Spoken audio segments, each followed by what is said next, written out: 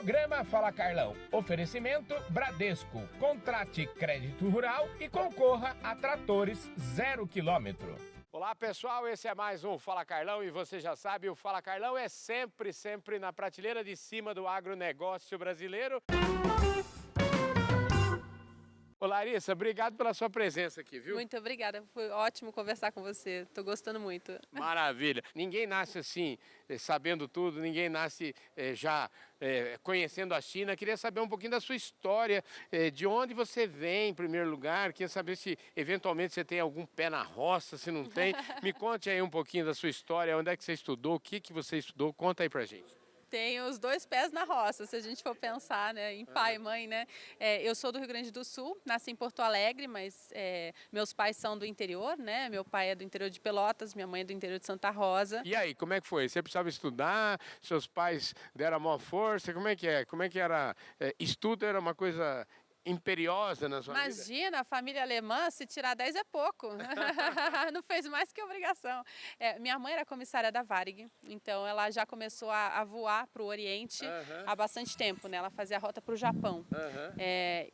Então isso já tinha aí um conhecimento de Ásia em casa, né? Eu ficava vendo as revistas da minha mãe ali com uniforme, né? Revistas em japonês, então eu achava aquilo tudo muito interessante. Mas eu tive bastante curiosidade sempre com o mercado internacional. Tinha passado um tempo nos Estados Unidos, tinha passado um tempo na França, e aí voltei ao Brasil, fui terminar a faculdade de Relações Internacionais e fiz amigas que estudavam mandarim, para minha surpresa. Eu achei aquilo muito legal, muito interessante, e a mãe delas fez a gentileza de me contratar como estagiária. Então ela me inseriu ali no mundo de China, inicialmente como estagiária dela, e aí com isso eu acabei conseguindo me especializar mais nesse mercado, comecei a trabalhar com delegações brasileiras vindo ao Brasil, empresas chinesas que brasileiras começaram a se estabelecer na China e mudei para a China para trabalhar num contrato que a empresa tinha de mergulho na China, de maior conhecimento sobre as oportunidades de negócio que as empresas chinesas buscavam no Brasil.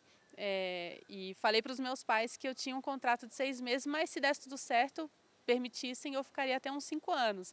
E aí acabou acontecendo isso, fui fazer mestrado lá e acabei fazendo a minha vida ali por 5 anos, né? Foi uma coincidência, não tinha como saber que seria esse o tempo, né? Maravilha. Você já viu o seguinte, que ela entende tudo de China. Agora eu queria te perguntar o seguinte, quando que a ministra Tereza Cristina, nossa ex-ministra, descobriu você e falou assim, eu preciso dessa moça aqui do meu lado? Eu queria saber como é que foi isso. Então, a ministra teve a ideia, de fato, numa dessas viagens que ela fez à China, de criar um gabinete, uma área de China próxima, né, à gestão dela, enxergando, né, que a nossa relação com a China no agro, ela tem muito potencial, ela já é muito pujante, mas tem todas uma gama de áreas que a gente ainda pode explorar. Então, tem muitas oportunidades também, né? Então, a ministra decidiu criar a área, ela não me conhecia, né, pediu recomendações, né, dos secretários e um deles me recomendou e a ministra me entrevistou e sabendo também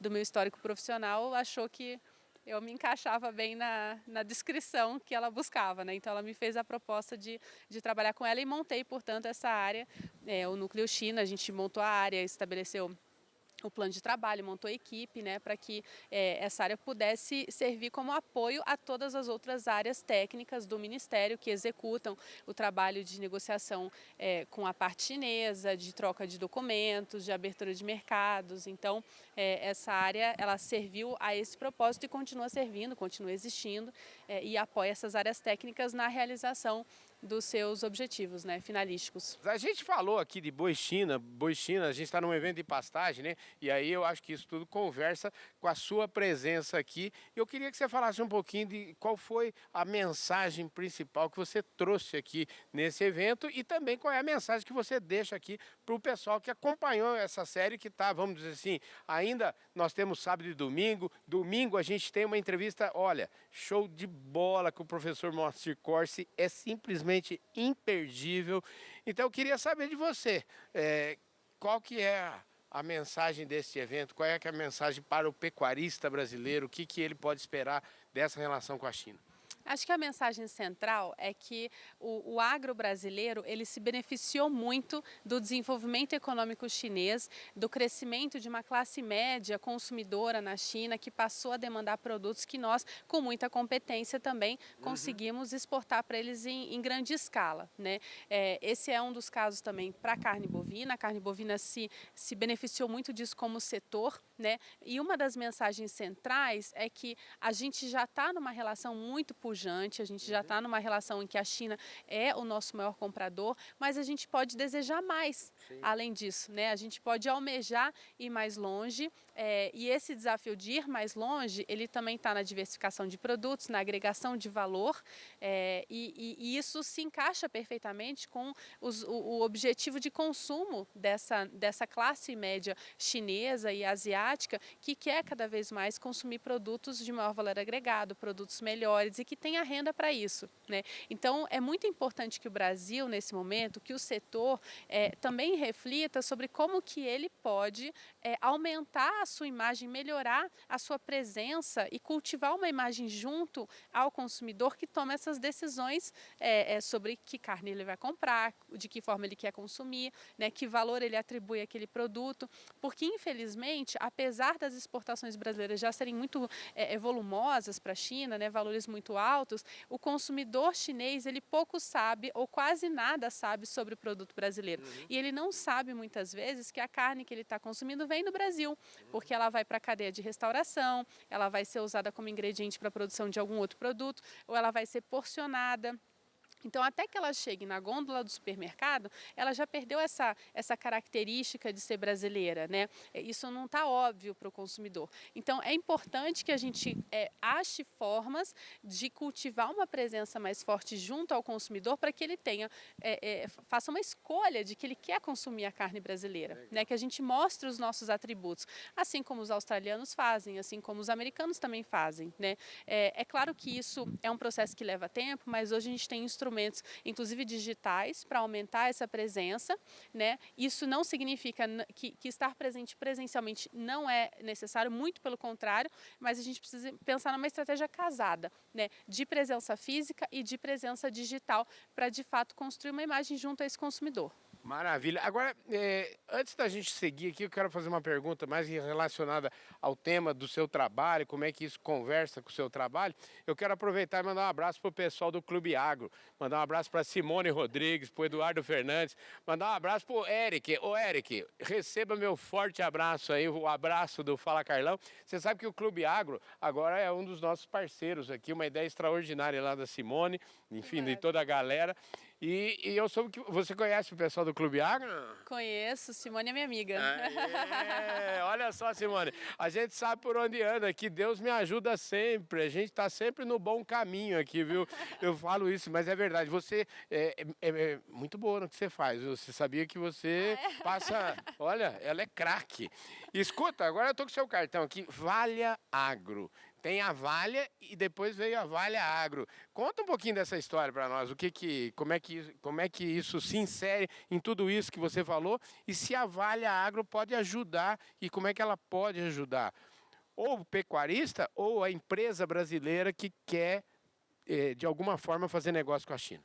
Isso, a Valha Agro é uma filha, né, da Valha, é uma empresa que nós já temos aí mais de 10 anos de mercado, sempre trabalhando na estruturação financeira de projetos, na estruturação de projetos de infraestrutura, de concessões, PPPs, apoio a empresas nos seus processos de aquisição, né, de M&As, fusões e aquisições, e com a criação do FIAGRO, né, os fundos de investimento para as cadeias agroindustriais. Espera aí um pouquinho que eu preciso mandar um abraço para o Arnaldo Jardim, porque o Arnaldo teve tudo a ver com essa história aí. Então, Arnaldo, ó, um beijão para você, viu?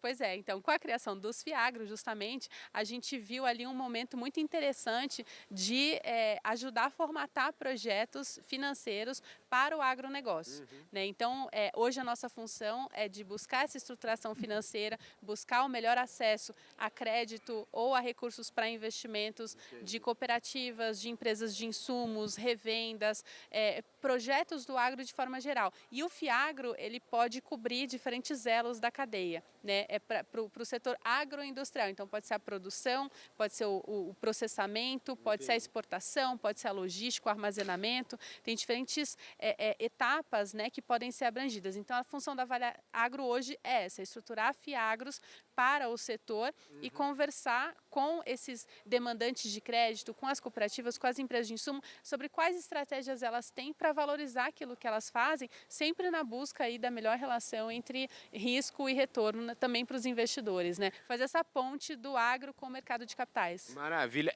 Já teve aqui no programa Fala Carlão, para a gente encerrar agora o assunto, já teve aqui o embaixador da China no Brasil. E o embaixador, na época, falava assim da sede, da disposição da China de investir no Brasil, de ajudar o Brasil a construir sua infraestrutura, enfim, porque, obviamente, criou-se aí uma relação interdependente, que eu chamo, com a China, né? Porque alguém que nos consome mais de 30% das exportações, então é um negócio para valer. Isso aqui, como é que está esse caminho? Esse caminho, você acha que é um caminho sem volta? Cada vez mais nós vamos exportar, cada vez mais? O produtor pode mergulhar de cabeça nisso? Olha, sem dúvida é um caminho de muito potencial. É claro que é uma economia também dinâmica, né? Então, o que a gente está percebendo é que existe também uma evolução no consumo, né? E o que eu estou chamando a atenção aqui é que a gente esteja atento a essa evolução para que a gente continue assegurando um papel importante, relevante como fornecedores de confiança, não apenas para a China, mas para a Ásia como um todo, né? O crescimento econômico, ele está na Ásia. A gente precisa observar esses mercados com lupa, com maior detalhe, né? A gente às vezes fala assim de uma forma mais ampla, mais aberta, mas a gente precisa estudar a fundo o que querem esses consumidores, o que querem esses mercados. Então, é verdade sim, eu concordo plenamente com o embaixador da China no Brasil, que você entrevistou, e acho que o agro, ele ainda não recebeu muitos fluxos de investimento de empresas chinesas aqui no Brasil. Tem até algumas lendas, né, de que recebeu e que tem empresas que foram, muitas empresas que foram vendidas. Na verdade, a gente sabe que foram alguns processos, né, de investimento, ainda poucos aquém do tamanho da nossa relação comercial, né? Então, eu acho que isso é inclusive uma próxima fase que a gente deveria almejar desse desenvolvimento, que é uma maior exposição de capital chinês ao agronegócio nacional, porque afinal de contas é assim que a gente consegue fazer as grandes transformações, né, que o agro precisa para ser competitivo também da porteira para fora, né? A gente é muito competitivo da porteira para dentro, mas a gente tem déficit de armazenagem, de logística, de transporte. Então, tudo isso pode ser pensado, além de toda a parte de agregação de valor em produtos, de processamento de produtos que podem ser exportados para o mercado chinês, tudo isso pode ser pensado por meio de parcerias. E é essa a provocação que eu faço. Eu gostaria de ver mais capital chinês exposto aqui ao setor no Brasil. Maravilha, com certeza vai chover de ligação para você aí. Eu vou deixar a descrição dos contatos dela aqui no vídeo. E você que está interessado em China, o caminho é aqui. Larissa Varros falou aqui no programa Fala Carlão desta sexta-feira.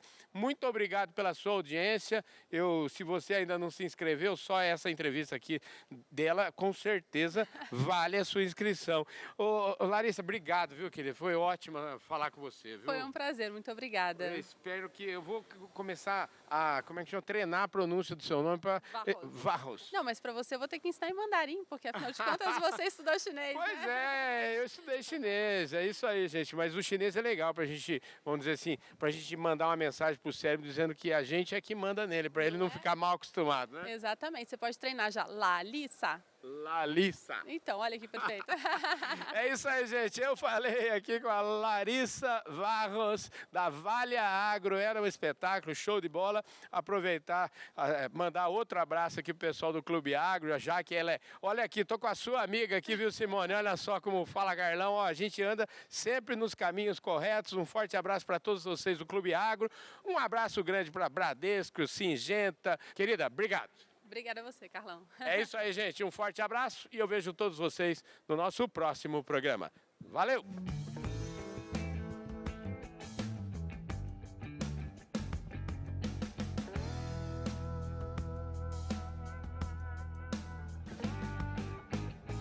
Programa Fala Carlão. Oferecimento Bradesco. Contrate crédito rural e concorra a tratores 0 km.